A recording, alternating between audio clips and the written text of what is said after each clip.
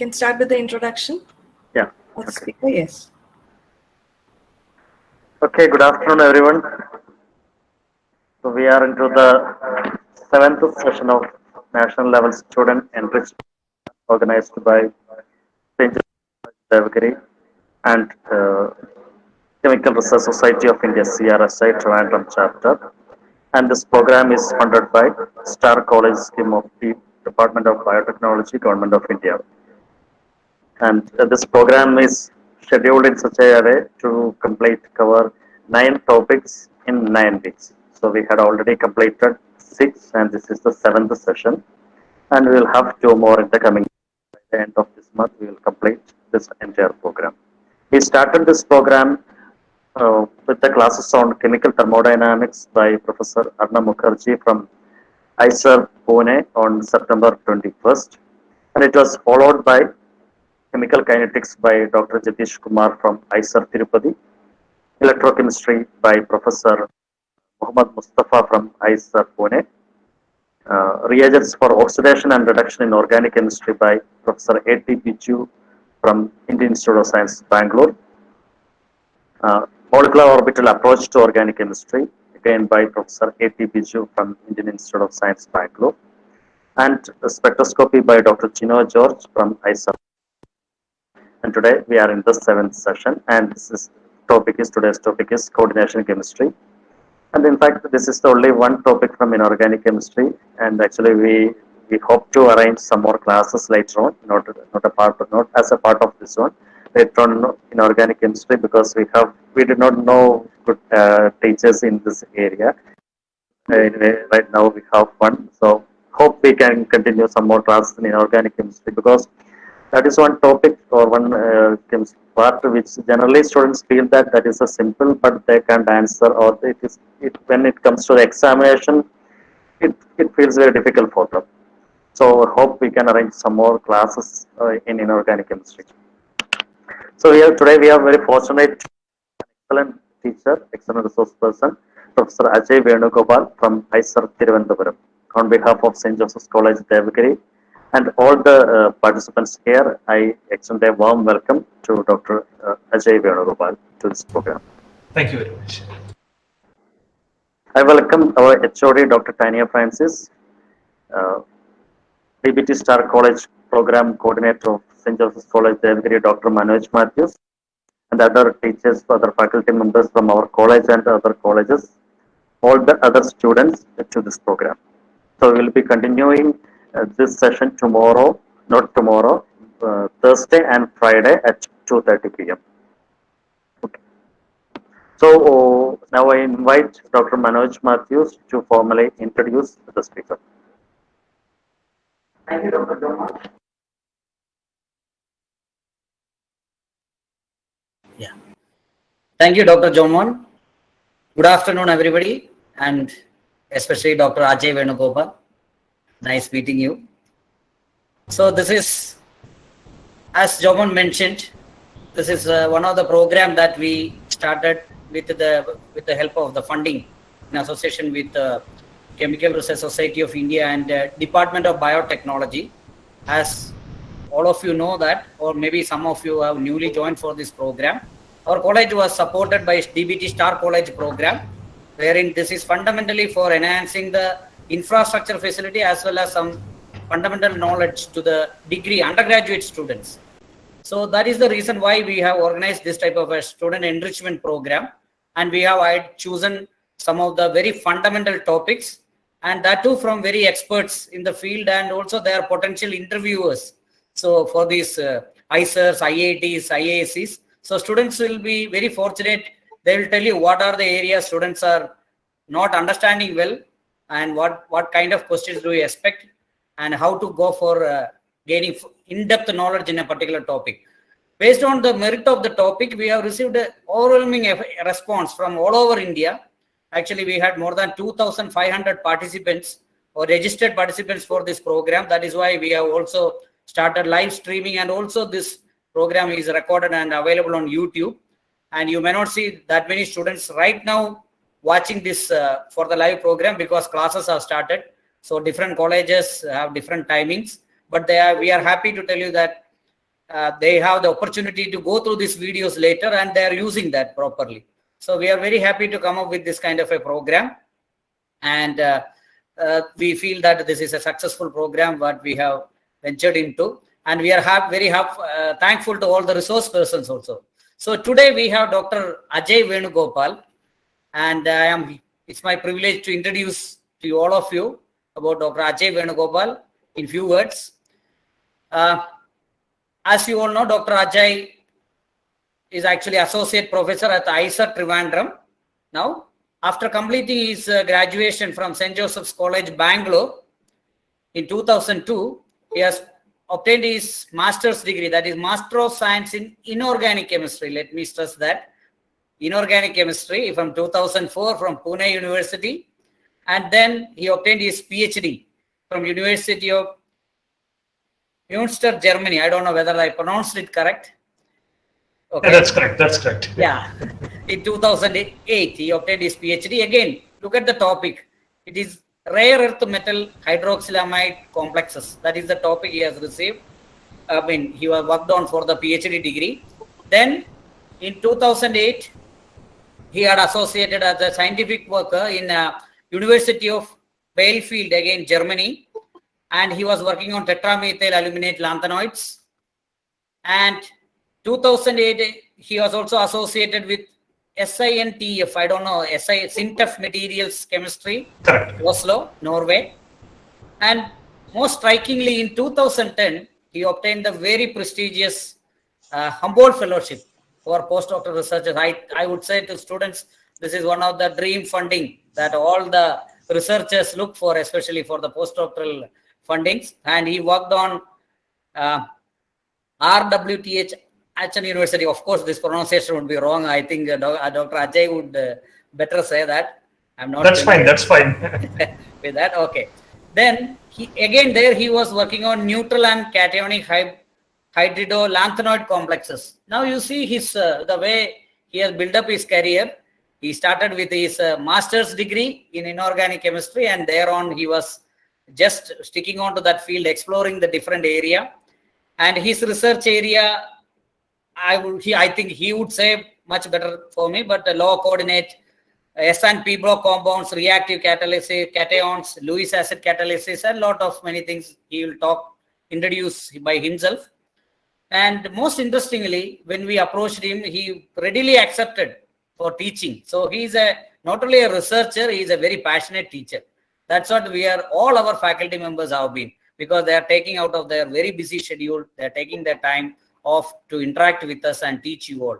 So it is their passion, teaching area like chemistry of elements, coordination chemistry, organometallic chemistry, main group chemistry, and also I found very interestingly, laboratory course in general and inorganic chemistry. So that would be an interesting topic as well for students, because we always neglect the practicals, the importance of practicals at undergraduate laboratory. One of the prime focus of this DBT star funding is to enhance the capability, practical skills of the students. So I think we can later have a discussion on that also. What is that theme that you are actually teaching? So with these short words, I am sure Dr. Ajay will talk to us in more detail about his research field and also the topic that we are going to deal with. And Dr. Ajay. Yeah, I'm really overwhelmed with the faculty of St. Joseph's College, Devagiri. It's a pleasure to interact with students and also with the faculty members in Kerala, because I keep hearing this, that inorganic chemistry people are a bit averse to it. I don't know for what reason. I have even interacted with some of the teachers who come to our institute for training program, and this is the main issue. And yeah, I would like to just tell one instance why I chose inorganic chemistry. Maybe then people will find some logic in it, because I went for my MSc admission. So then this was in Pune University, and I was asked, like usually in Pune University people take organic chemistry because you get a job, more than a PhD, you get a lucrative job in one of the chemical industries in India. And then I was the topper in that entrance exam, and I went to the counseling, and it was very obvious that some topper would take organic. And then my father told me, "Do you want to take organic chemistry?" Because he's an inorganic chemistry professor at Bangalore. So he said, "Yeah, I will take organic. It's obvious." Then there was a periodic table in that room, and he told, "See, if you're doing organic chemistry, you're just dealing with one element. But if you're dealing with inorganic chemistry, whole periodic table is under your control." And organic is a subset of inorganic chemistry. So that is how on that was the split second decision which made me to enter chemistry. Okay. The Also, choice was obvious. yeah, no, even before, yeah, till then I was interested in chemistry. Even there is one open secret which I always share with student community. This was in +2, where I thought chemistry was just a memorization based subject. It just memorize all the equations and all the things and just finish off, vomit in the exam and forget it for the rest of your life. So it so happened that I failed in the preparatory exam before the 12th. This was just 2 months before I failed. Okay. And then I went and told my father, who was a chemistry professor, that I failed. Please help me to get that 35 marks, which a student who wants to pass aspire for. And then he made me to learn for 2 hours every day, 3 hours early in the morning, and I got 93. Then I thought, okay, I was not so happy getting that marks. I told my father that this looks totally like an illogical system. I got 33 or 32, and now I'm getting 93. Is this a way to evaluate student? I would have rather got 56 or 45 or some passing mark. So then I thought there is something serious problem in the system, but I was too young to notice what the exact problem was. So this is something which I share with all the students, that I failed, but then I could get through. Okay, so there is some problem, systematic problem everywhere, which we should try to address. And of course, inorganic chemistry, the main problem, and here in Kerala, I see that people mostly they are interested in physical and in particular photochemistry. That is probably because of the NIST connection, where they had a very strong education in the particular field of chemistry, which I completely agree, because anywhere in India you go, photochemistry means Kerala and NIST. So that is how it comes from. But then if you are equipped with other field knowledge with other fields of chemistry, you can do photochemistry much better. So because you deal with a lot of elements, chemistry is all about elements, and this is what one needs to learn. And I try to always make this chemistry, because I was brought up in a way that it was illogical. So my aim was always to make it logical, and try to question as much as possible. It's quite beautiful. And I have now entered the area of P block, because as the head of the department told, that I have done lanthanide chemistry, but now I have moved to P block.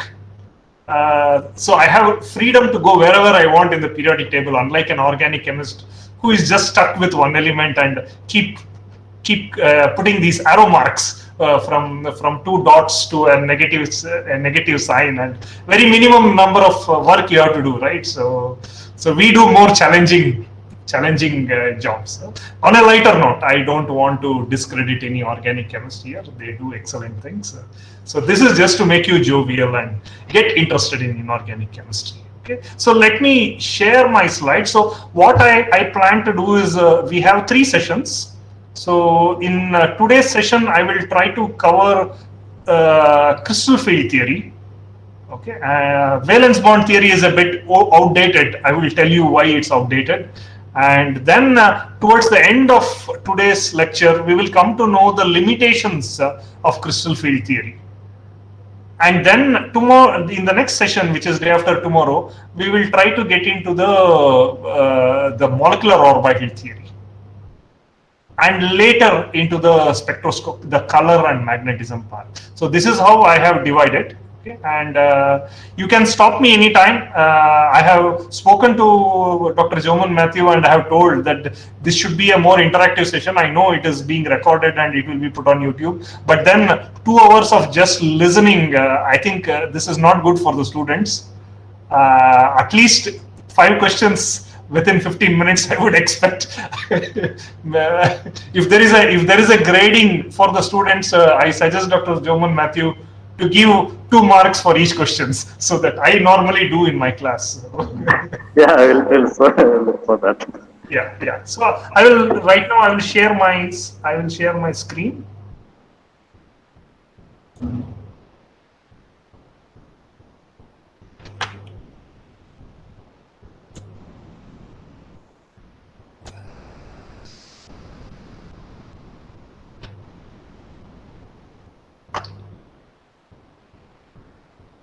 Is my screen visible now?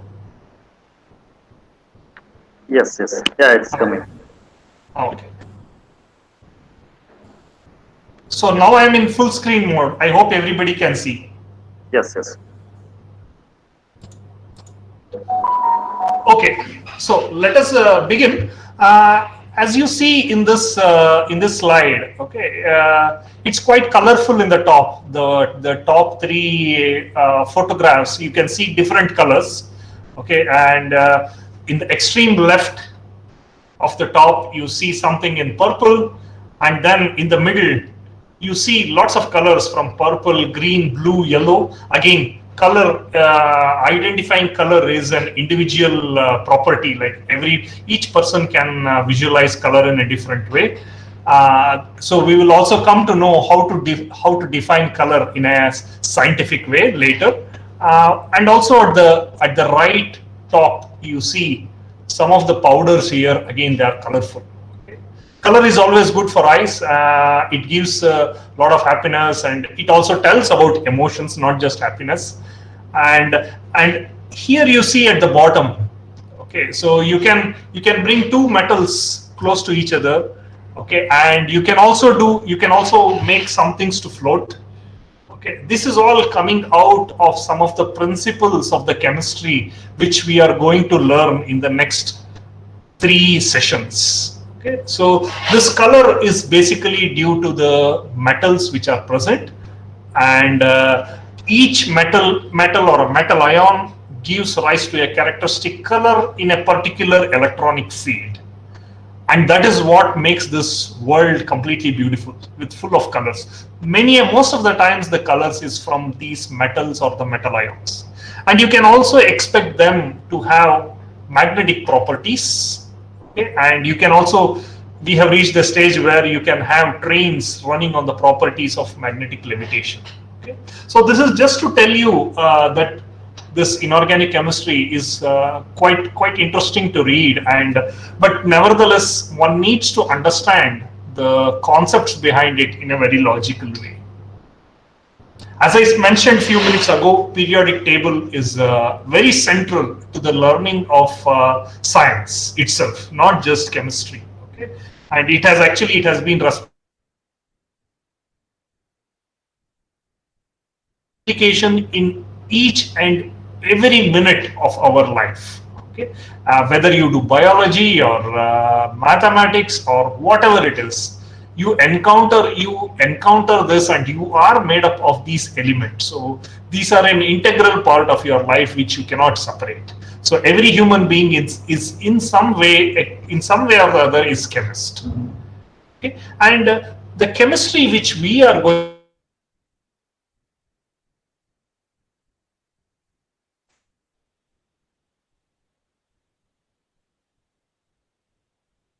and then the periodic table is divided into different groups and periods, and we will be looking at the chemistry principles. We don't get into the descriptive chemistry of these metals and metal ions, but the chemical principles governing the structures and properties of the elements from group 3 to group 11.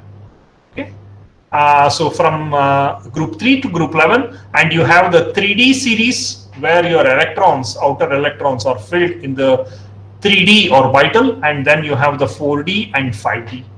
In between, you have the lanthanides and the actinides. They squeeze in, and we don't talk about that in these sessions. Okay, there is an interesting and as you go from the left to right and the top to bottom, there are periodic trends which you would have already learned in your school days and +2 and as well as your bachelor's. I am aware that all of you are in the bachelor's course.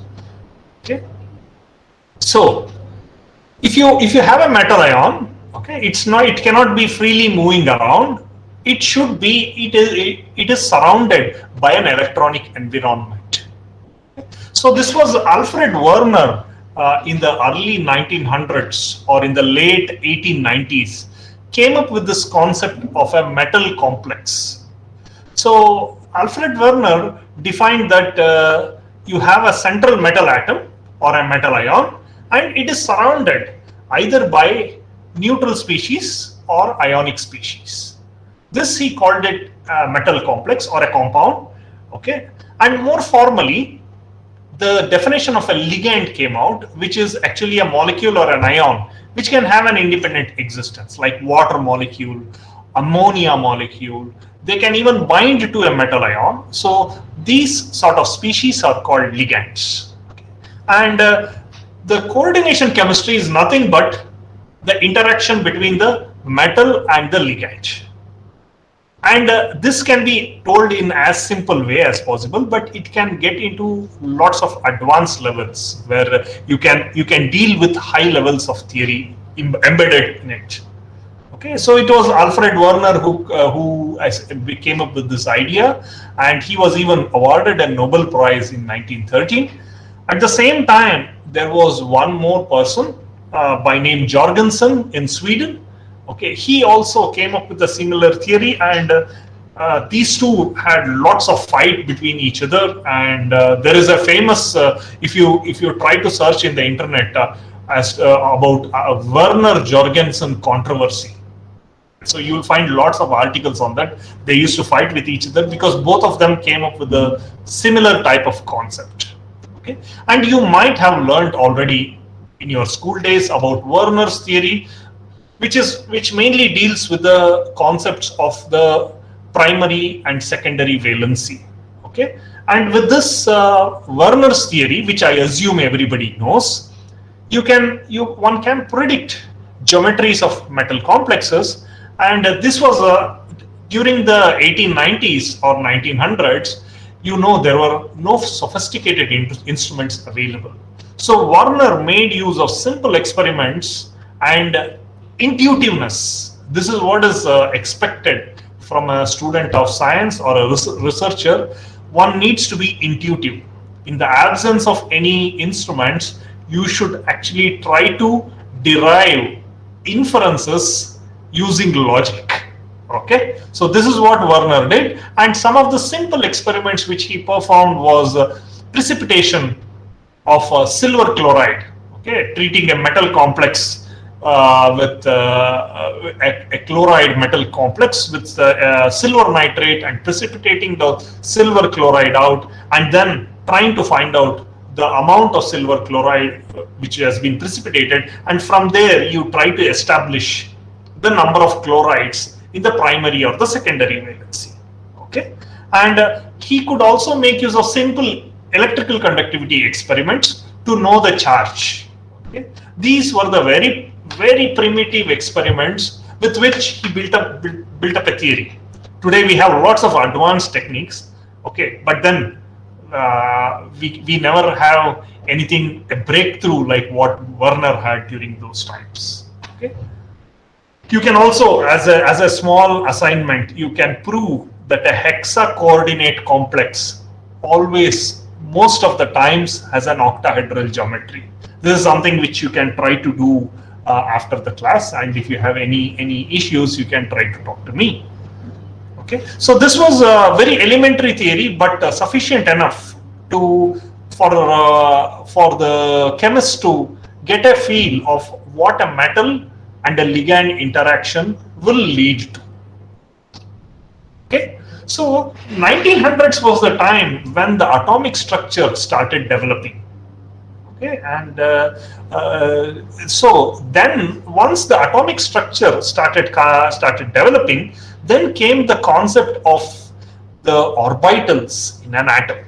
Okay, and as you all know, there are different types of orbitals depending on which shell you are looking at. You can have s orbital, p orbital, and d orbitals, and of course f orbitals. Okay, so as a representative models I have shown here p and the d orbitals.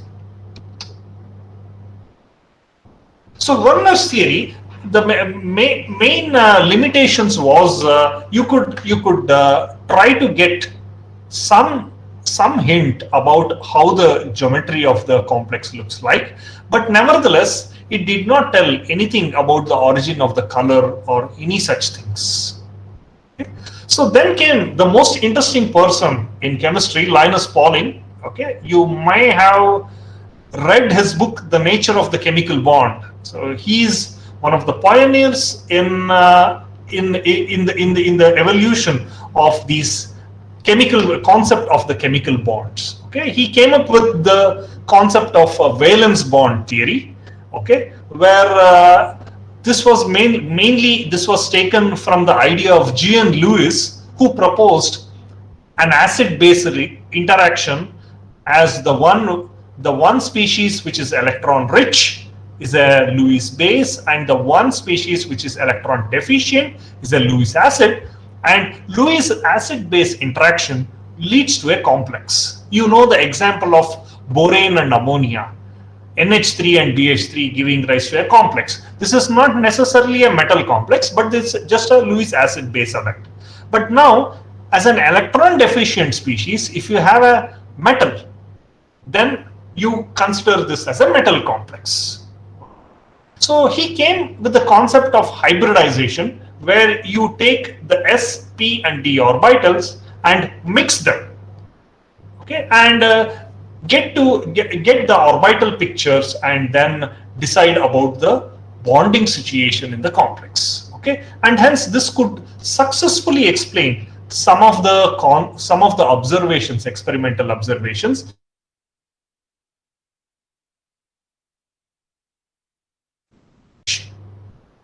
Okay, but the main limitation was you don't come to know from VBT why magnetism is originating from, and also the color.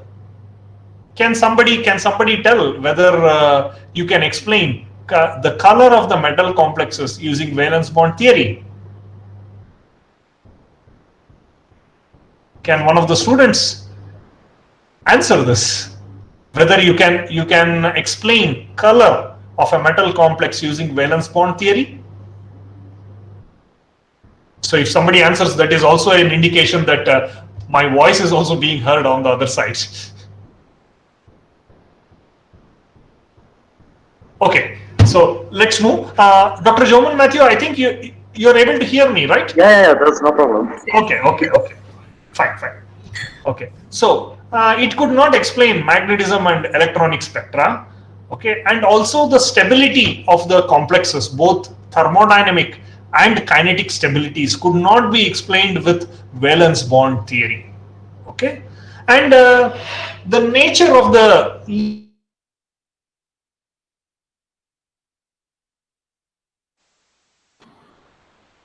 standard way of putting the blocks, and then you start putting pair of electrons into that. There you don't differentiate a water molecule from ammonia from carbon dioxide or carbon monoxide. Okay, so all the ligands are supposed to be the same, and you don't know what the ligands actually do. But nevertheless, you can actually explain many of the things. Again, as a small assignment I have given here, if you can find out the hybridization in a cobalt 3 complex, okay, octahedral cobalt 3 complex, as well as a square planar platinum 2 complex and a tetrahedral nickel complex. Okay, so you need to know the geometry and then try to apply the concept of hybridization. This was one of the major limitations. So you could not predict the geometries without looking into the experimental facts. So as a development of valence bond theory, so a second theory came up. Okay, this was actually developed by physicists, okay, Hans Bethe, okay, in 1929, who actually considered a metal ligand interaction as an electrostatic interaction. Okay, valence bond theory, it was the other end, where they considered the interaction as pure covalent, okay, dative covalent. Here it is pure electrostatic. Okay, and so this has a limitation where crystal field theory, the so-called crystal field theory, will be only applicable to ions in crystals. Okay, for example, if you have water molecule bound, which I have shown in the very first slide here, it may not be applicable, but it's an extreme end where you can take some assumptions and get a fairly decent model, because no model can completely explain one experimental observation. You can reach a particular point. Okay, and here again the ligands were regarded as point charges. So they can be either neutral or negatively charged particles as species, and it is basically an ion-ion interaction if it is a metal ion and a negatively charged ligand, and if it is a neutral ligand, then it is an ion dipole interaction. Okay, and the basic assumption was only d orbitals get affected in the presence of the ligand, and no other orbitals, especially the p and the s orbitals, were not considered to actually explain the bonding situation. This was mainly dependent on the d orbitals. Okay, so let us now get into the finer aspects of crystal field theory, because whenever we talk about crystal field theory, a student who comes for an interview, as many of the teachers here were telling, that students many a times they are not sure what to answer in an interview. So here I see that whenever I ask about any questions regarding metal complexes, people suddenly tell T2G, EG, without knowing anything. Okay, so it's actually easy to understand. There is nothing to memorize or anything. So if we go logically, considering a metal ion, okay, completely in vacuum. If you have a metal ion in vacuum, it will have 5 d orbitals which are completely degenerate. Okay, then you put this metal ion which is there in vacuum to a symmetric ligand field, assuming that there is ligands everywhere. Okay, infinite number of ligands. Nothing happens to the d orbitals in terms of their relative energy. They are still degenerate. Okay, but since the ligands are surrounding the metal ion, the energy of the d orbital is relatively raised as compared to the metal ion in the vacuum. Okay, so the energy gets raised in a symmetric ligand field. So some symmetric ligand field is uniform, infinite number of ligands you can consider. Okay, now if you have a specific number of ligands in a particular direction, will this actually affect the degeneracy of the d orbitals? That is the question. Of course, yes. So if you have the metal, and if you are now bringing 6 of the ligands in an octahedral fashion. Octahedral, I mean you consider your metal ion to be present in the middle of a cube. Okay, then you are bringing 6 ligands at the center of each face of this cube. Okay, now if you define the coordinates here as x, y, and z. Okay, so you bring these ligands in the x, y, and z directions. Okay, and you know from the previous slide that your xy is pointing out in between the x and the y axis. Similarly, xz or zx dzx is pointing out in between the x and the z axis. And also the dyz is pointing out, the lobes are pointing out towards the in between the y and the z axis. However, in case of dx square minus y square, the lobes are directly pointing towards the x and the y axis. Same is the case with dz square, where the lobe is pointing out towards the z axis and to some extent across the x and the y axis. Okay, so this actually leads, so now you are bringing your ligands towards this axis, which means that the ones which are pointing out towards these orbitals, their energy gets disturbed. You see here, all the orbitals, the energy of all the orbitals got equally raised. But here, only the one which are pointing out in this particular direction will get raised. Accordingly, your dx square minus y square and dz square, which are pointing towards the x, y and z axis directly, their energy gets higher. And similarly, you have your dxz, dyz and dxy, their energy remains the same.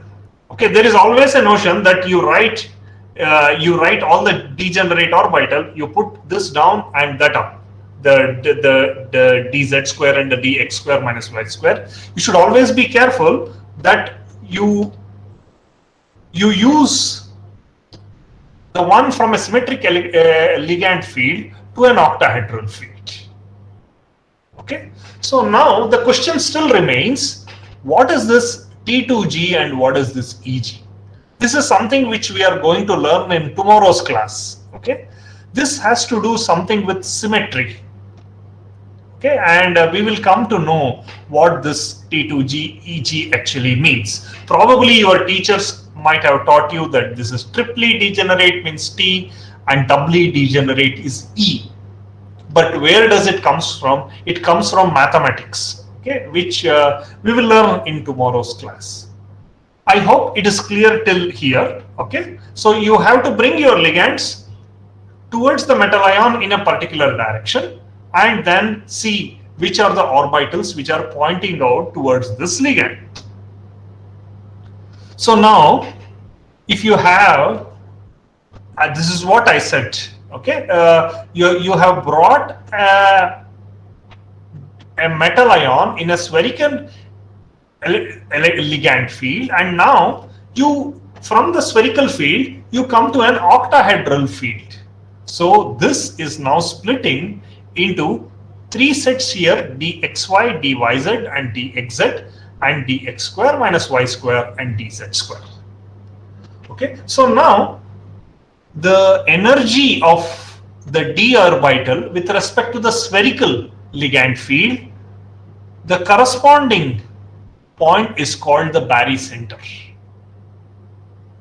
Okay, so it's clearly written here, energy corresponding to the hypothetically spherical symmetric ligand field.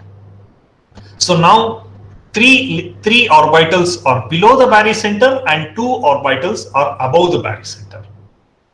You can now easily calculate the relative difference between the energy. Okay, so the difference between these two sets of orbitals is actually called the crystal field splitting energy or the crystal field splitting orbital.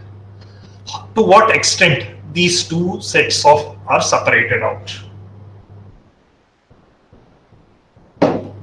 Okay, and so this you call it delta O. This is how it is represented, and then you can mathematically find out that the T2G orbitals are 2/5 times delta O with respect to the barycenter below the barycenter, and then the EG orbitals are 3/5 times delta O above the barycenter. Okay, so having learned this, in the very first slide, I showed you the solution of titanium 3 plus in water. This is nothing but an octahedral hexa aqua complex of titanium 3 plus dissolved in water. So this you saw, it was purple in color, okay, and if you actually measure an absorption spectrum of this, okay, you see, I presume that Dr. Joman Matthew, do the students know about absorption spectroscopy? Yes, yes. Okay, fine. So you see a broad peak coming in your absorption spectrum, okay, and if you look into the wavelength corresponding to the absorption, you see that this corresponds to 493 nanometer or 20,300 centimeter inverse. Okay, so what does this correspond to? If you go back to this the energy, the splitting of the d orbitals in an octahedral field, you can assume that there is one electron in the T2G. Titanium 3 plus has one electron in the d orbital. Okay, and from T2G, now you can excite this electron to the EG. Okay, this is what this energy corresponds to. So as symbolically you write this in this way, that it is a transition from T2G to EG, okay, with the ground state as T2G1. So from T2G1 it becomes EG1, and this is the energy of this. Okay, so now you can take this concept to all the other metal ions. Okay, but then it becomes more and more complicated, because if you have more than one electron, you can excite one, you can excite two, okay, and there are many other complications which come in. So to make it your life very simple, I now only discuss about a single electron in the d orbiter. Okay, so this is what happens. And the reason for the color is because of the absorption of the particular wavelength of light.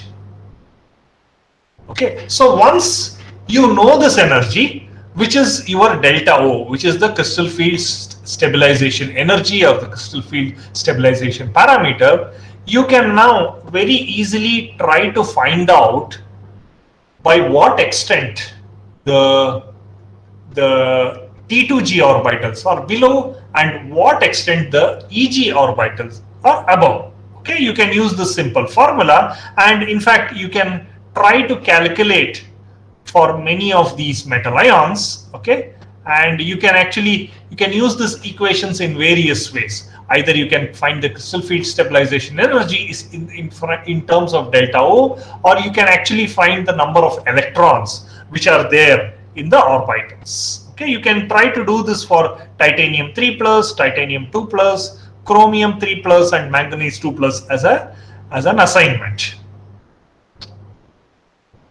Now, next comes the most important parameter. See, for example, now I take chromium 3 plus, which has 3 electrons. Okay, let me go back. If people are not sure how we arrive at this D3, let me go back to the periodic table. Chromium is located here. Okay, and so it has 2 s electrons, and then it has 1, 2, 3, 4 electrons in the d orbitals. Okay, so now if you totally it has 6 electrons. If you are having chromium 3 plus, then you have to remove 3 electrons, which becomes 3 as a remaining number of electrons. That is where your D3 configuration is coming from. If you are not clear with this, okay. So this has 3 electrons in the d orbital now, and chromium 3 plus can now bind to many of the ligands which you encounter in daily life, like chloride, water, ammonia, ethylene diamine, and cyanide. Okay, and with all the ligands, chromium can form octahedral complex of the type Ml6. If it can form octahedral complex of the type Ml6, there should be the crystal field stabilization energy delta O associated with each of these complex. That means if you go here, you need to see such absorption for all the ligands. Surprisingly, you see that for if you have Cr3 plus with 6 Cl minus ligands around this, which is CrCl6 3 minus, you see the absorption of 13,700. Instead of chloride, if you have water molecule, which means that it is CrH2O 6 times 3 plus, then you see it at 17,400 centimeter inverse. If you have ammonia, okay, 6 ammonia surrounding Cr3 plus, you will have 21,500. Ethylene diamine, again nearly of the same order, but then if you have cyanide, it's increasing to 26,600. Okay, so what do you summarize here? If you can have different ligands, and the extent of splitting of the delta O. This is the delta O. This is actually increasing as you are going from chloride through water, ammonia, ethylene diamine and cyanide. So the delta O is increasing. Okay. If the delta O is increasing, that means the separation is becoming more, which in turn actually tells that the field provided by your ligand is actually increasing. That is where the concept of weak field and strong field comes from. I hope you understand this concept. A ligand like chloride actually separates these two sets of d orbital, or actually disturbs the d orbital to a lesser extent, 13,700. If as compared to cyanide, which goes up to 26,600. Okay, so you have a smaller splitting in the case of the chloride, and it keeps on increasing, and as you go to cyanide, it is maximum at 26,600. Which means, what does this actually mean? It tells that ligand, it's the same chromium metal ion which you are having, but the ligands are all different. But as per valence bond theory, the ligand identity is not taken care of. Whatever ligand you have, it is the same. Okay, but this is the major difference, that you have different ions, you have different splitting parameter. That means the nature of the ligand is actually affecting the delta O. Okay, and this is one, and even the nature of the metal ion also affects the extent of delta O, and also the geometry of the metal complex. Okay, I hope you people are following me. If you have any questions, please let me know. I would be happy to answer. Yeah. Any questions so far?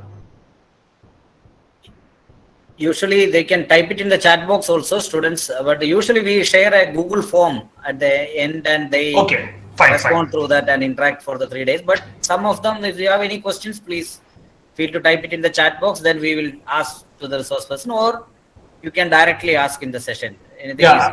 I would be happy to directly interact with this. Yeah, but this is a big issue that we are facing throughout this program. Learning inorganic chemistry. Not only to the inorganic, but any subject, students, they go back, reflect, then only they get some questions. Yeah. Okay, so now you see that you can arrange the ligands from a weak field to a strong field. So you can, now you have only 5 ligands here. You can take n number of ligands. Okay, you can take n number of ligands. keep a metal ion constant, try to record the absorption spectrum. And depending on the wavelength or the wave number, you can now arrange this in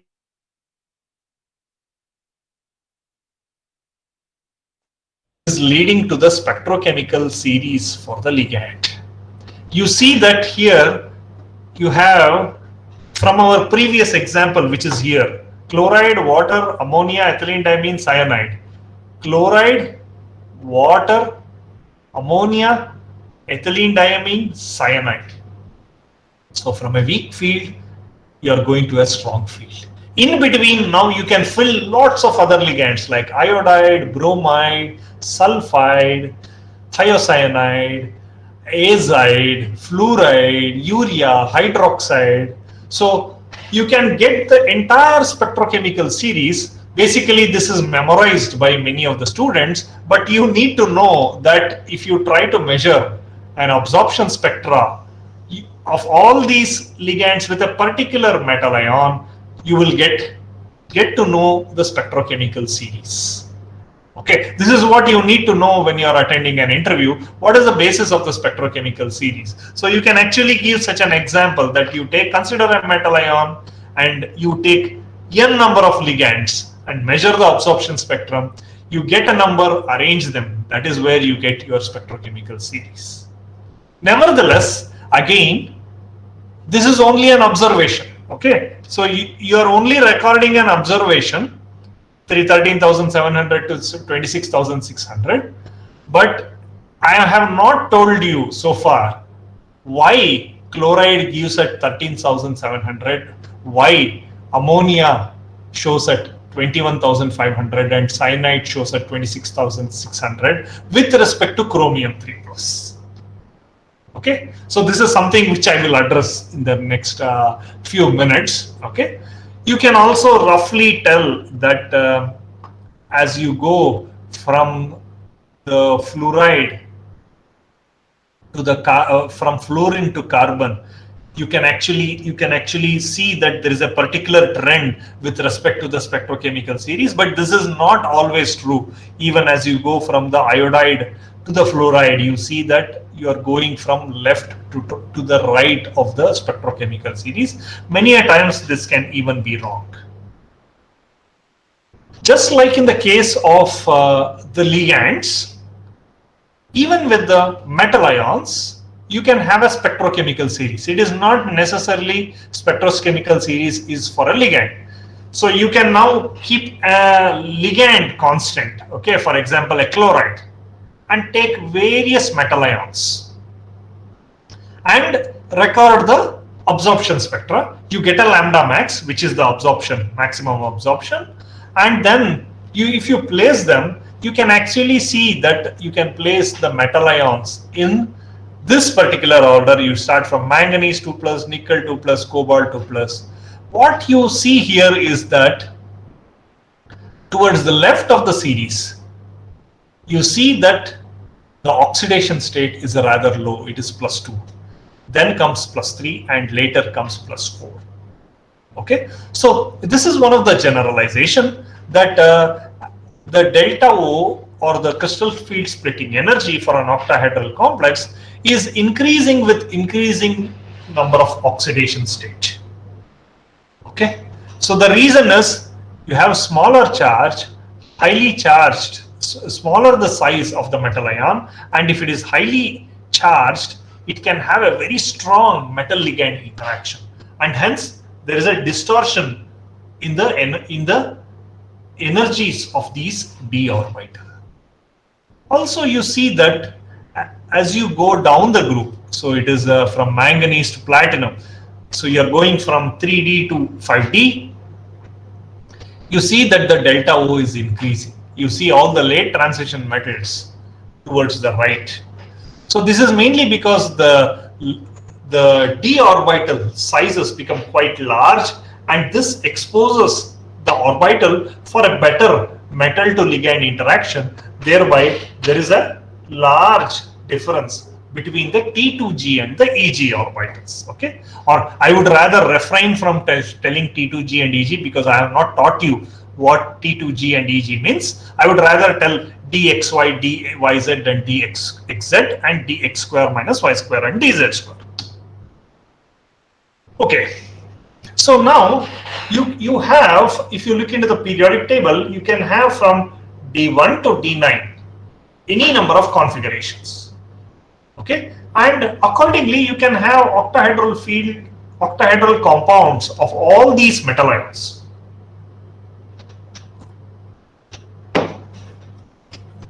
So if you consider the configurations with D4, between D4 and D7, okay, for example, here I show a configuration D4. You can actually place 3 electrons in one of the dxy, dxz and dyz orbital, and then you push the next electron to the dz square or dx square minus y square. Okay, and so this is you have this is a free ion, and if you have a chloride or something, your extent of splitting is smaller, and hence your 4th electron can get into the higher energy orbital.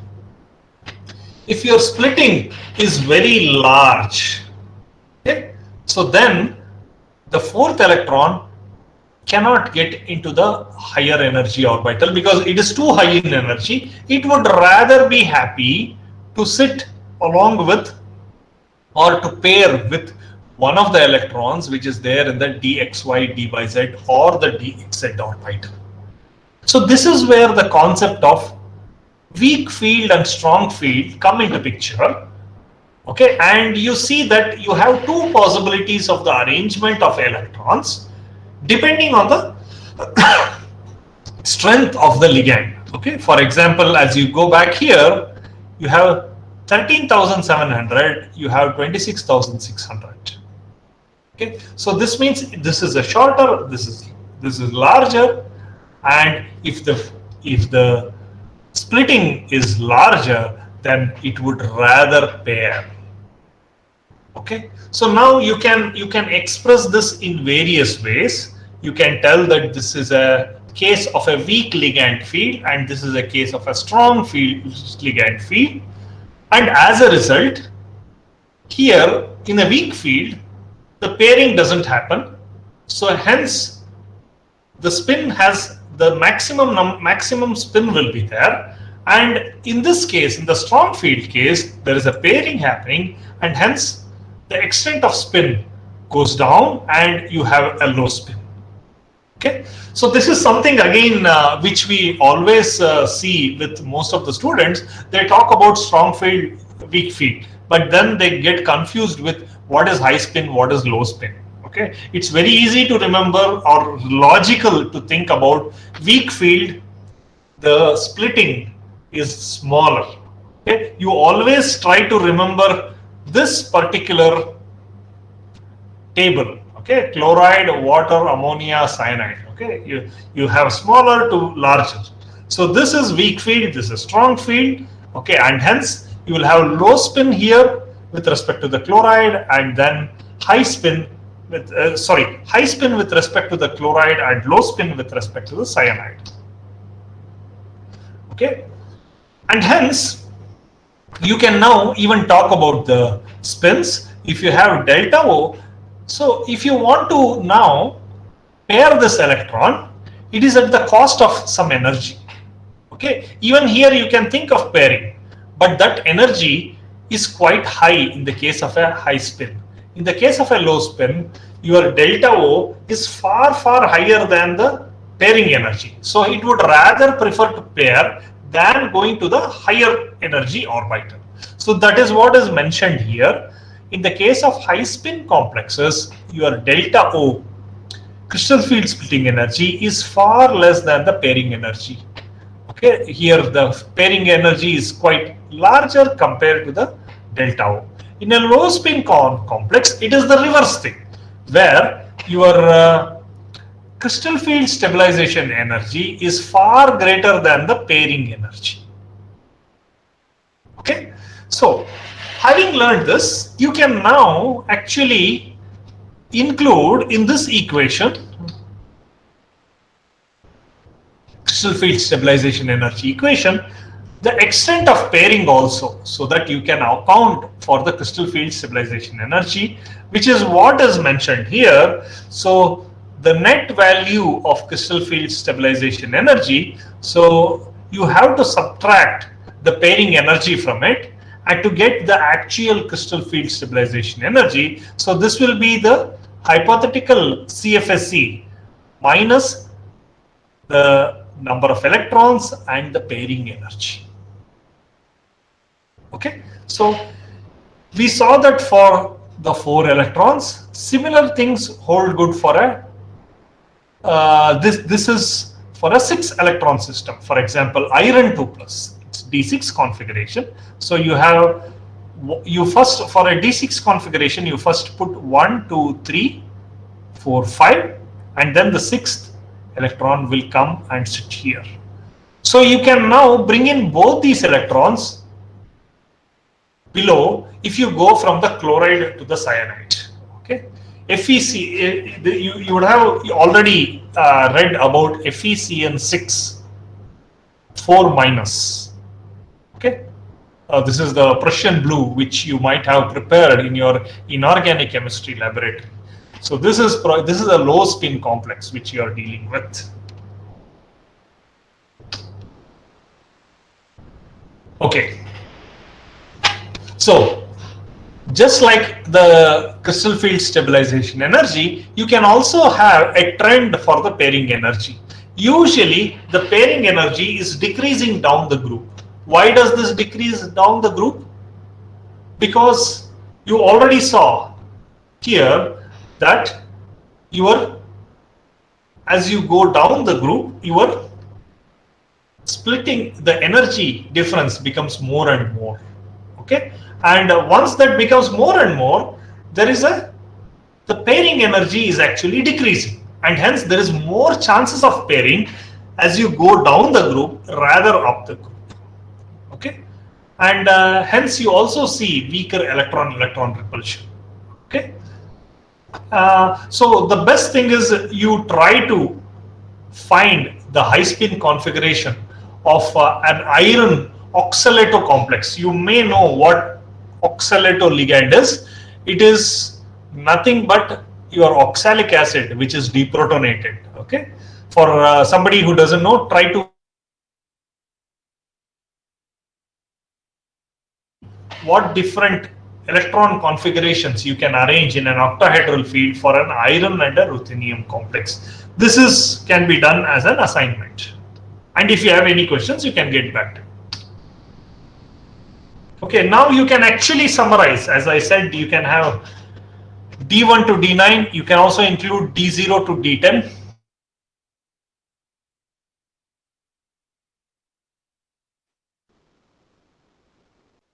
Similarly, in the D10, again, you cannot have any transitions because it is completely filled. Okay, but if you come from D1, there is 1 electron. D2, there is 2 electrons. 3 electrons, you go like this. Okay, and similarly, there is one more concept. Like now, you have 1 electron here and 9 electrons. You can also call this as this species, the D1 species, as a species which has which is devoid, or which has 9 electron holes. And similarly, D9 species, you can call it as a species having only 1 electron hole. That means there is one of the places which is devoid of an electron in it. Okay, this is some terminology used by few people. Don't get worried about it. But then you can use this concept of electron or a hole. Okay, this is vice versa. You can finally come up with the same explanation. So you have various metal ions which are listed here for various configurations. Ti3 plus is something which we already looked at, and also chromium 3 plus. You can also have various other configurations.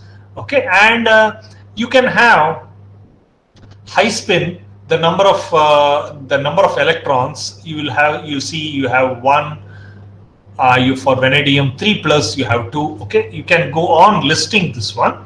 Okay, and accordingly you can have the ligand field stabilization energy or the crystal field stabilization energy. You can also have from D4 to D7, as I already told you, you can have the low spin complexes. Okay, and then you can see the number of unpaired electrons here also. Okay, now you can calculate the next net crystal field stabilization energy or the ligand field stabilization energy by actually taking into account the pairing energy. Okay, this will be the actual CFSE or the LFSE. Now, you can, once you have these numbers are always usual. You can, once you have some data, you can play around quite a lot by plotting graphs. This is one such activity where you can actually plot. You can do this as a homework. Okay, where you can plot the number of d electrons on the x-axis and the crystal field stabilization energy for the octahedral complex, which is delta O, on this axis. And you see that as you go from D0 to D10, D0, D5 and D10 have 0 delta O or net zero crystal field stabilization energy. And as you go from D1 to D3, it goes to a maximum. And from D3 to D5, it again goes to a minimum. And D6 to D8, it goes up. And then it comes down.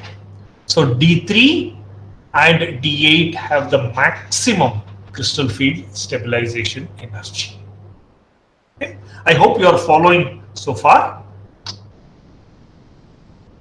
So far, we have dealt with the crystal field splitting when you are actually considering a octahedral field. Now, you slightly change from 6 to 4. Okay, so if you, instead of having 6 ligands, if you now bring it to 4 ligands in such a way that your ligands are occupying, you have the same cube like the way you had for the octahedral complex, but now you don't have the ligands in the corner of each of the faces, but rather at the edges, opposite edges, 4 edges of the cube. This is nothing but a tetrahedral arrangement. Okay, so you take a cube, you put your ligands at the corners, opposite corners of these cubes. Okay, and remaining the other 4 empty. This results in a tetrahedral ligand field. Okay, and in a tetrahedral ligand field, you see that the dxz, dyz, and dxy are closer, relatively closer to the ligands, although they do not directly point towards the ligands, because you see here these ligands, 4 ligands, they are not pointing out towards any of the orbitals directly, but then they are more closer towards these 3 orbitals, and hence those 3 orbitals get distorted in the presence of the ligand field. Okay, and these x square minus y square and dz square do it to the minimum. Okay, and hence you see the splitting with dx square minus y square and dz square at the bottom, and then you have dxy, yz and xz at the top. And the difference between these 2 set of orbitals is what you call delta T. Okay, this is crystal field stabilization energy for a tetrahedral complex. You can now calculate with respect to the relative to the barycenter. One is 2 by 5 delta T, the other is 3 by 5 delta T. Okay, and the most so you see that I have mentioned something here that there is no inversion center in a tetrahedral complex, and hence you do not have this T2G and EG. Okay, this is something which I will again come in tomorrow's class when I first teach you some aspects of symmetry and then provide you the definition of these things.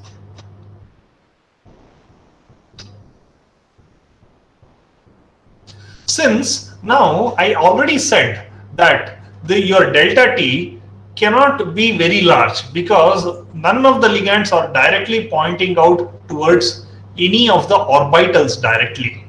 And in principle, their splitting will be very short as compared to the octahedral complex. And hence, you cannot expect a high spin under low spin complex in a tetrahedral complex. As you see here, VCl4 9010, COCl4 2- 3300. Maximum you can go isocyanide, which is a quite significantly strong ligand, you can go is 4700. Okay, that means your delta T is far usually less than delta O. If your delta T is very less, then the pairing energy is also of the same order of your delta T, and hence your pairing of electrons do not occur, and hence there is no question of having high spin and low spin complexes. Okay, this is again one of the common questions asked, like why don't you find high spin and low spin or a strong field or a weak field complex in a tetrahedral complex? Okay, so the reason is very simple, that your orbitals in a tetrahedral complex are not pointing out, the ligands are not pointing out towards the orbitals, and hence the extent of splitting is quite less. Okay, and this is also already evident from the numbers which you obtain from the absorption spectra. You had earlier seen the chromium complexes going from 13,700 to 27,000. Okay, but here the numbers are very low, and hence you don't expect high field and a high spin or a low spin complexes. In fact, all the complexes in a tetrahedral will be high spin complexes.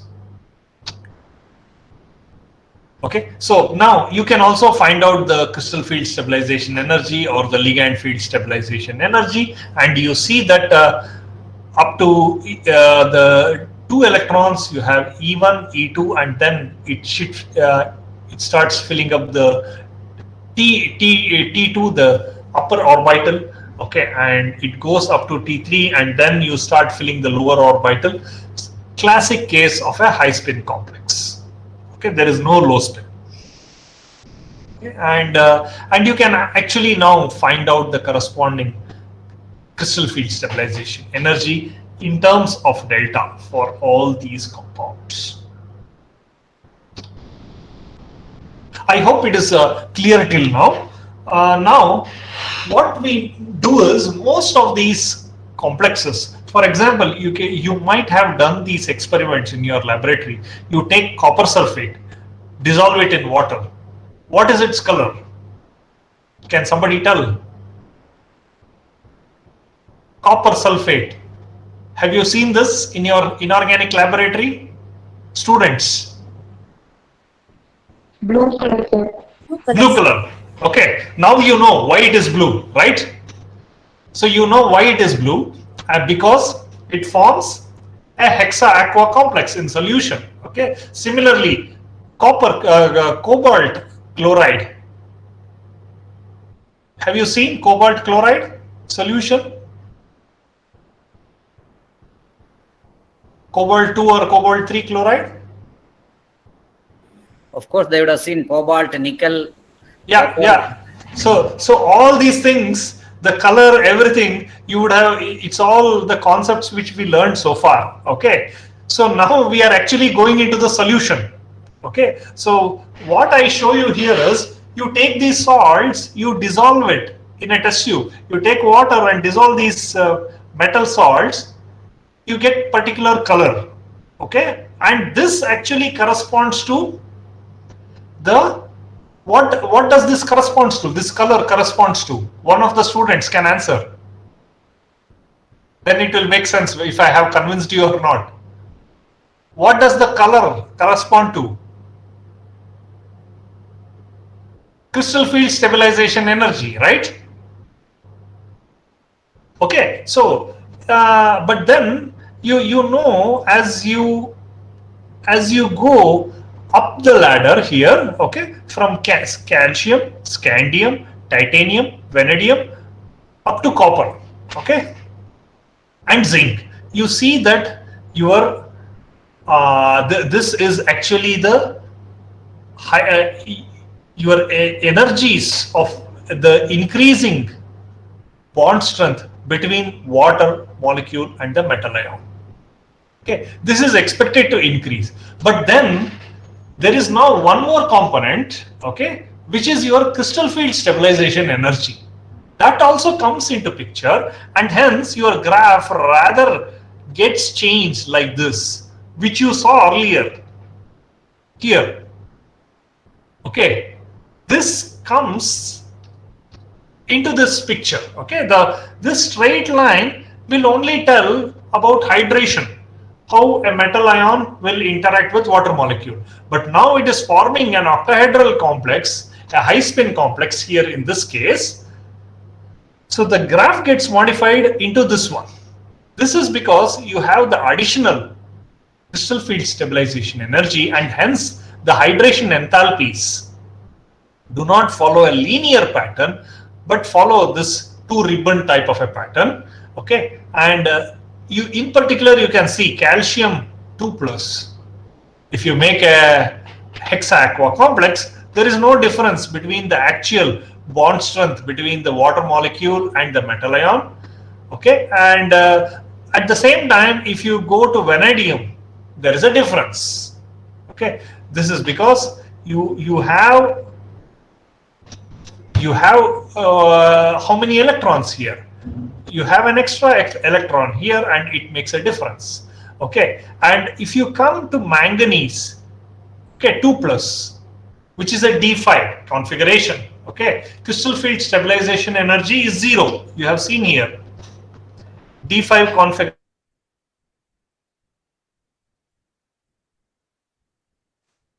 And hence this lies normally in this line, where it only tells you about the strength of the metal and the water molecule. Okay, again, as you go up, iron 2+, cobalt 2+, nickel 2+, your CFSE comes into picture. Okay, and hence your hydration energies or enthalpies are further increasing. Okay, so this is what the CFSE does to the hydration energy.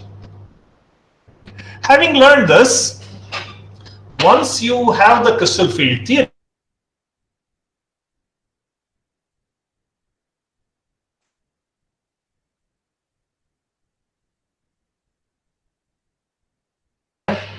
this phenomena is mostly termed as paramagnetism. We will and this particular paramagnetism has two components. One is from the angular momentum of the electron, spin angular momentum. Other is the orbital angular momentum. Okay, so this is actually mentioned in green. Whatever we are now considering is only the spin of the electron. Okay, so accordingly you have the spin only magnetic moment formula, where mu is equal to n into n+2 number of unpaired electrons in any of these orbitals, either the octahedral or tetrahedral field. Okay, and you do this, you express this in terms of Bohr magneton. Okay, this is a very simple formula which you have seen many a times. There is a lot of deviation. That is because you bring in this concept of orbital angular momentum, which we are going to discuss in the later classes. Okay, so in principle, but the spin only magnetic value is good enough to learn many things. Although you don't see your experiments and theoretically calculated numbers do not match, you always see that the these magnetic moments can be roughly used to distinguish between high spin and low spin complexes. Okay, so you can now calculate the magnetic moment using this formula, and you can do this for various different types of configuration. And you see that your calculated numbers are written here: 1.73, 2.83, 3.874, 4.92 and 5.92, and your experimental values many a times fall in this range, and sometimes they don't fall in this range. That is mainly because of the ligand effects and some other effects which come into play. Okay, and if it is going completely out of this range, then there is a problem in the way you have assigned the structure of the molecule. Okay, so magnetic moment measurements are done experimentally. Then you actually try to predict the structure of the complex. There are many cases where, for example, copper 2+, it shows completely different magnetic moment. Okay, it's a D9 copper 1+, it's a D9 configuration, 1 electron. This is because sometimes two of the coppers pair together. Okay, and you see that the copper becomes this type of complexes become diamagnetic. Okay, this is called anomalous magnetic properties, which we will discuss in the final class. Okay, we learned about octahedral and tetrahedral complex. Now we go to the other geometry, common geometry, which is the square planar. Okay, you do the same business. Okay, now you bring in your ligands in a planar way with this to the same cube. You can actually do this as an assignment, and now you see that your x square minus y square, this is which is there in this plane. Okay, if I get into this, you make a hypothetical plane here. Your x square and y square is here. Okay, this gets shifted to the maximum, and xy is closer to the xy plane, and that also will have a relative higher energy, whereas your dz square and dxz yz minus y dxz yz and dxz will have lower energy. This is how it splits. You can also have the reverse way. You can even have the dz square coming down. Okay, you can actually imagine this in a quite different way. If you just draw a plane, so this comes out of the blue, what you can actually do is, let me see if I have the figure. Let us go back to the octahedral complex. Okay, now if you want to have a square planar complex, you start removing these two electrons in the z direction. You take it out. Okay, if you take that out, what is happening? This dz square orbital should start going down in energy. Okay, at the same time, if you are taking that out, your dyz and dxz should also start going low in energy. What you end up with is this one. Okay, so you removed something in the z direction. Your z, which was here basically, is now here, and dx, you assume this as your earlier dx square minus y square dz square, and this to be dxy dyz dxz. Now you removed the ligand in the z direction. Your dz square went from here to here. It got stabilized, and similarly your yz and xz, it came from this level to this level. Okay, so from a octahedral field you can come to a square planar field. Okay, you can also do one more thing. Okay, now you start removing one more ligand from this square plane. What you get is a T-shaped complex. Okay, now you can actually work out the energy level diagrams even for such type of systems. So in principle, if you have an octahedral field, you can just start removing one ligand after the another. You can also get a 5-coordinate complex, which is a square pyramid. Okay, now everything becomes logical. Just having your octahedral and tetrahedral complex, you can get to know about many other complexes. For example, you have your tetrahedral field. Okay, where is it? Here. Okay, so you have 1, 2, 3, 4, right? And now you see that these other corners 1, 2, 3, 4 are empty. Okay, you can now add ligands there. It now becomes a cubic field. The coordination number will be 8. Okay, so you can call it a square prism. Okay, so what happens? Your delta will now double. You had a tetrahedral field with a particular delta O. Now you put 4 additional ligands. So now for a cubic field, you will have 2 delta T will be equal to delta of a cubic field.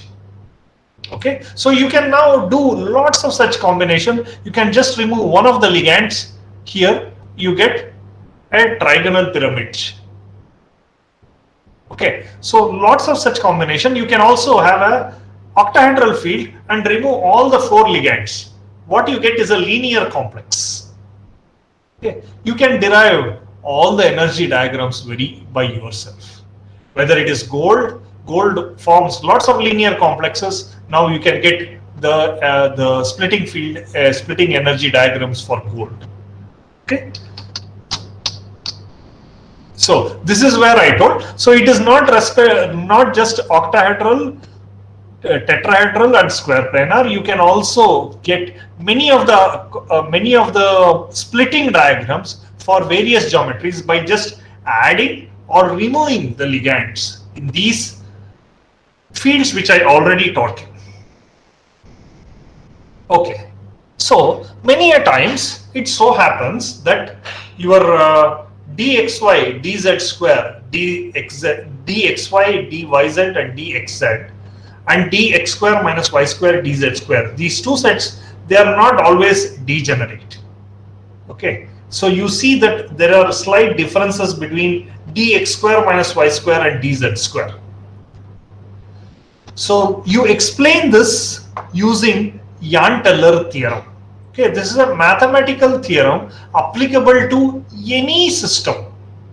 Okay, it is not just limited to transition metal compounds. This is a misnomer which some of the students have, telling that Jahn-Teller theorem is only restricted to coordination compounds. No, any molecule can exhibit Jahn-Teller distortion.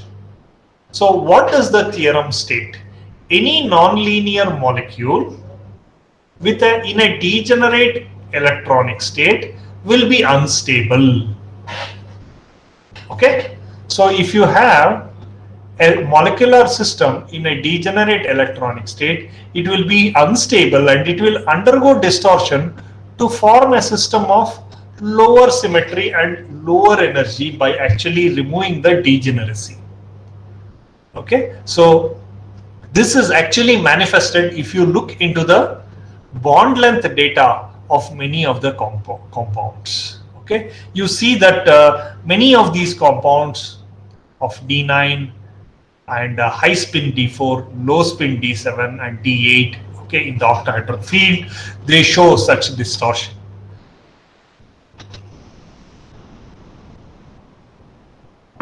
So what is this distortion all about? Let us take copper 2, okay, and you have in the copper 2 case you have 9 electrons, okay, and you see that you this is copper 1, okay, so copper 1 and D9 configuration, and you see that you have this is copper 2, okay, I'm messing it up, sorry, okay, you have 9 electrons here, okay, and in the higher energy case, you see that there is one possibility where you have dz square, 2 electrons are there, and then you have one more possibility where there is 1 electron in the dz square orbital. Okay, you can have both of these possibilities. Now you have two degenerate orbitals. This is what the theorem tells. If you have a nonlinear molecular system in a degenerate electronic state, which will be unstable, you have degeneracy, but then the filling of electrons here is not uniform. Okay, so this type of a system is unstable. Dz square, dx square minus y square being degenerate, and you have uneven filling of electrons. Now, what will it do? It will lose its degeneracy. It will lose its degeneracy. This is what the theorem tells. It will undergo distortion, thereby actually lowering the symmetry and lowering the energy by removing the degeneracy. Lowering of symmetry and lowering energy we will learn in the next class, because this has to do with the group theory. I will teach you in the next class, but then you can for this moment you can only read that it will undergo distortion by removing the degeneracy. Okay, we will only look at that.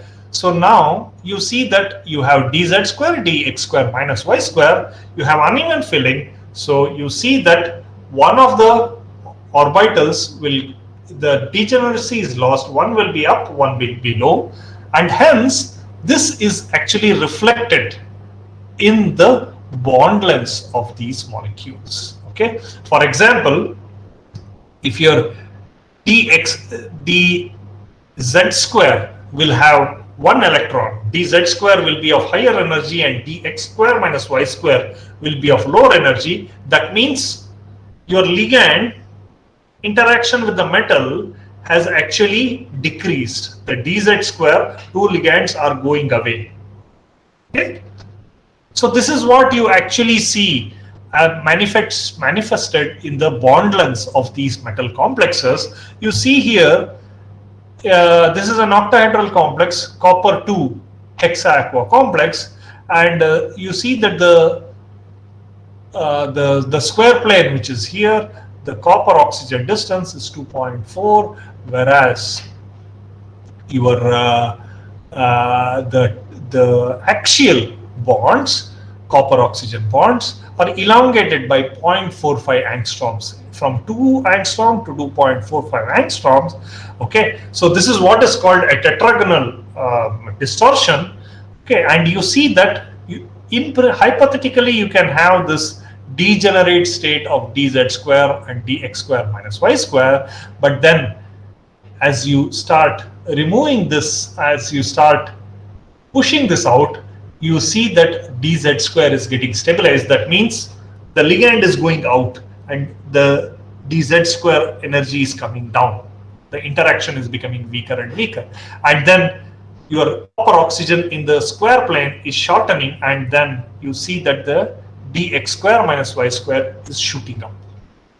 Okay. So this is the Jahn-Teller distortion. It happens to not just to the copper, any of the other configuration which you can think about. Okay, for example, if you have D4 system, high spin, you have T2G, each of these electrons occupying, and then you have only one electron in dz square or dx square minus y square.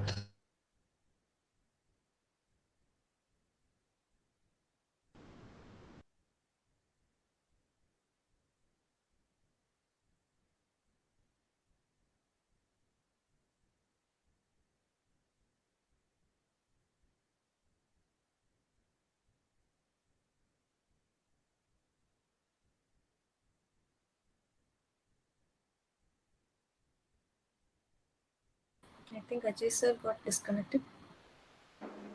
Yes, it seems.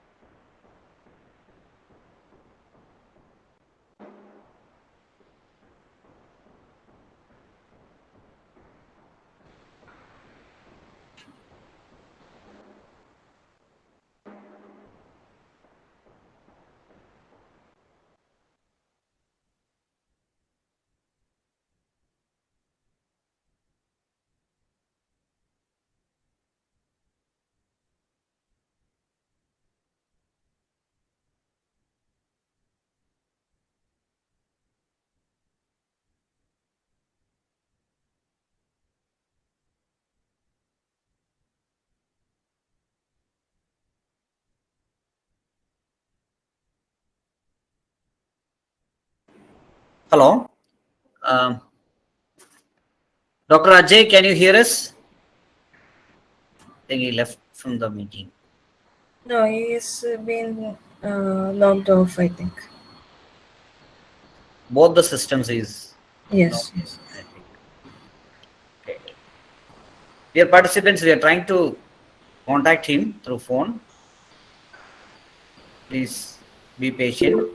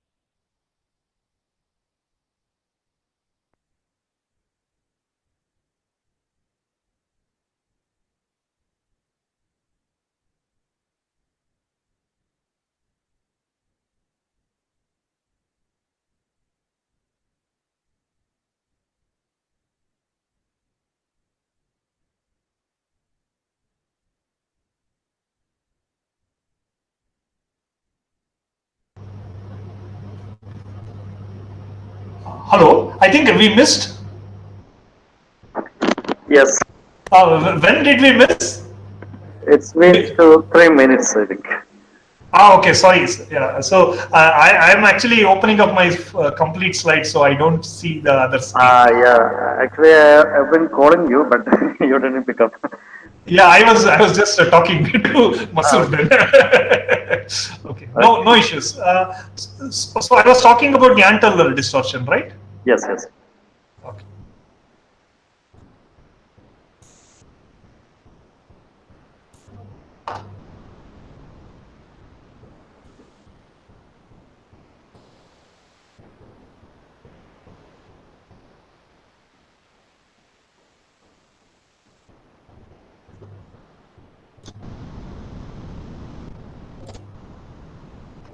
Did I cover this one?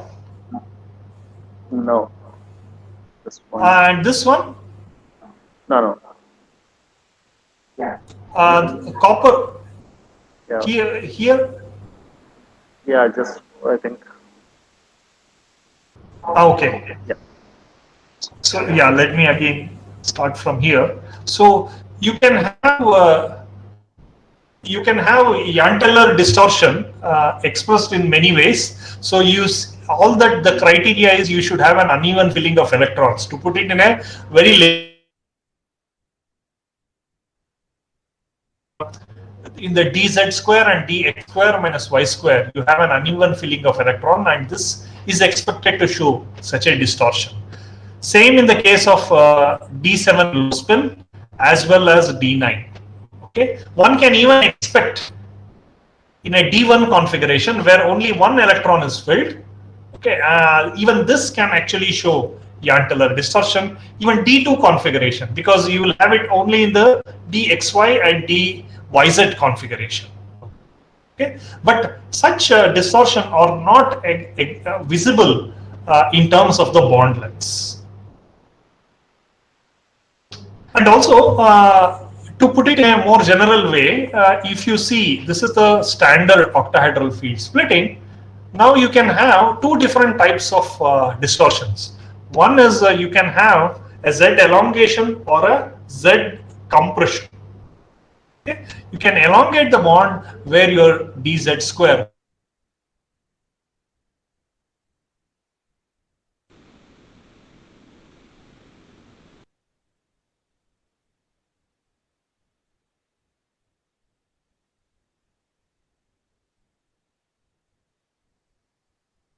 interactions. Okay, so you have this is a hexa coordinated chromium complex with 6 fluorides, and you see 4 of the chromium fluorine bonds are 2.14 and 2 are actually shorter.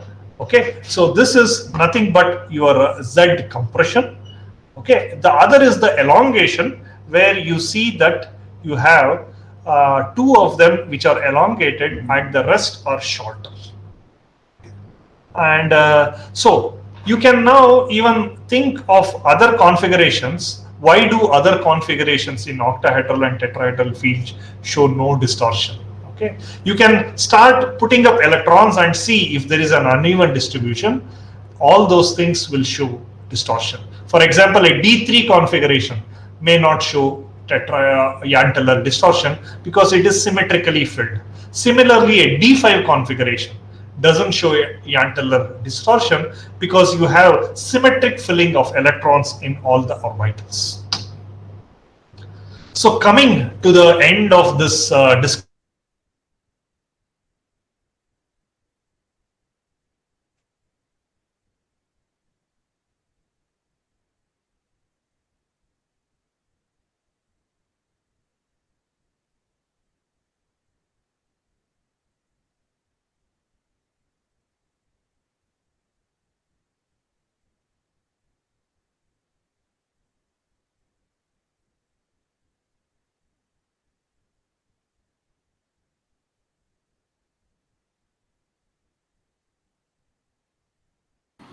Jamal sir, it's not audible.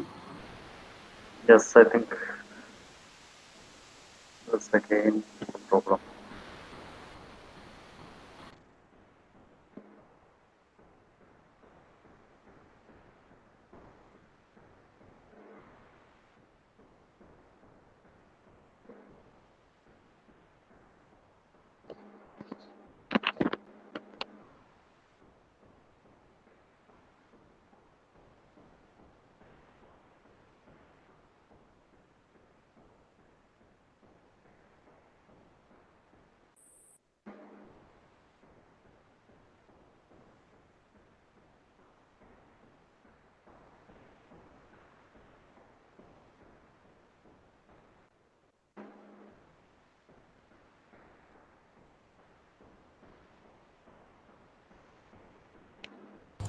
yeah, I think there's some internet issue.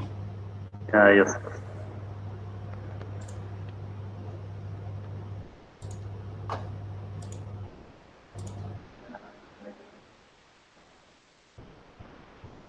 Yeah, let me come to the last slide.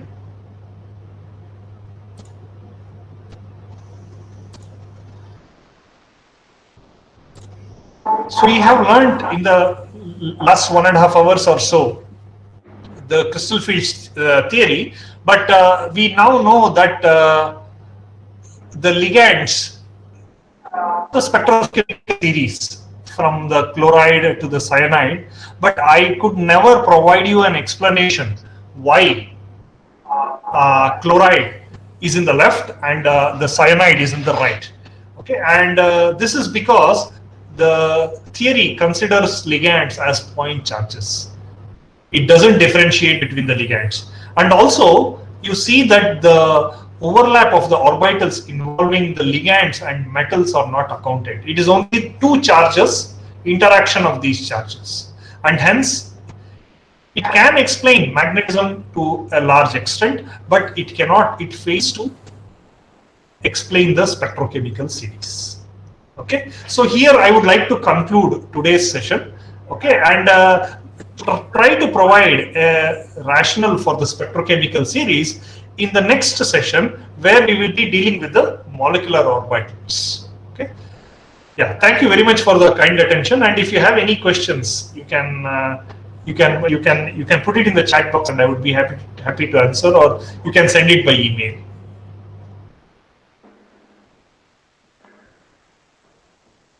Yes. Thank you, Dr. Ajay Venugopal, for the wonderful class. Thank you very much. Dr. Ajay, let me ask you one question regarding the molar absorptivity coefficient. In the UV spectra, we also consider the absorptivity coefficient, right? For different. Yes, yes, ligands. yeah. Now, how do you explain using this crystal field energy? What is the absorptivity coefficient of these different ligands? Will have different intensity also. I think it will not be exactly on the same concentration. So, how do you relate that No, changes? that depends on the concentration of your solution. Nevertheless, your lambda max will not change. Yes, but I'm asking, all the complexes will not require the same amount, right? You need different, some for that intense color you need. For example, if I talk in terms of organic chemistry, azo group is very strongly indensing. You need only millimolar concentration or micromolar concentration. But some other chromophores which are not, that absorptivity coefficient is not so high, that require higher concentration. So how do you relate those things here? So again, your crystal field theory will not provide the data just because it doesn't differentiate. For example, if you have a colored ligand, okay, a ligand which already exhibits a color, and say a ligand like water or ammonia, which is completely colorless. Yes. Right? So this is because you're not bringing in your concept of molecular orbitals. So this is basically you are trying to distort your d orbitals with a charge. Once you bring in your orbitals into picture, then it is not just the d orbitals, but also the p and the s orbital ligand. So at this point of time, whatever you are asking, I may not be able to provide the reply because we have not brought in the concept of a metal ligand interaction in terms of orbital overlap. Okay. So you could easily explain your organic compounds because you already took the concept of molecular orbitals there. Okay, but here using this crystal field energy, you can actually explain the position where that comes, exactly. Yeah. So again, as I said, it's only an observation. Okay. It did not tell you why. Okay. So for that, you have to see it's not a pure ionic interaction, but it is rather there is some amount of covalency involved. And that covalency is what is responsible for the spectrochemical series. Okay. I think students, if you have any question, please come up. Or few queries in the chat box, I think. I think there is one question. Why doesn't the splitting occur in degenerate p orbitals? Yeah, this also happens. This is what I will teach in the next class. Okay, so there is always a notion that only d orbitals are involved, but if you consider the valence orbital, you have to take in your 3d, 4s, and 4p, and necessarily 4s and 4p will also contribute for this. Okay, for example, there is something called an 18 electron rule. Where does this 18 come from? There is also something called 16 electron rule. Where is this number 16 coming from? Crystal field theory does not provide you answers for this. We have to get into the molecular orbital because the simple fact is that these interactions are no more covalent, no more ionic, pure ionic. As I defined in the very first slides of the crystal field theory makes a basic assumption that the interaction is ionic and it is only applicable to ionic crystals. But now you have some extent of covalency where there is a deviation, and your crystal field theory will not explain that.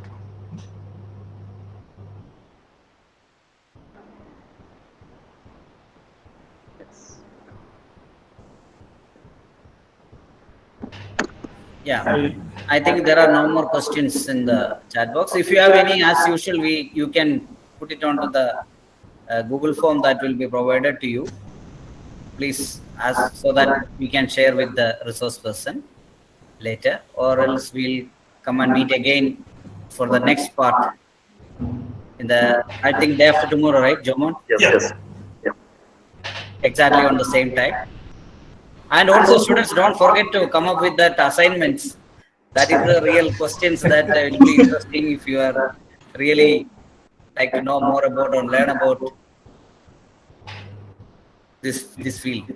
So try to solve those things. That will be interesting. Yeah. Okay, Dr. Ajay and all the participants, thank you all. And let's meet again day after tomorrow. Thank you very much.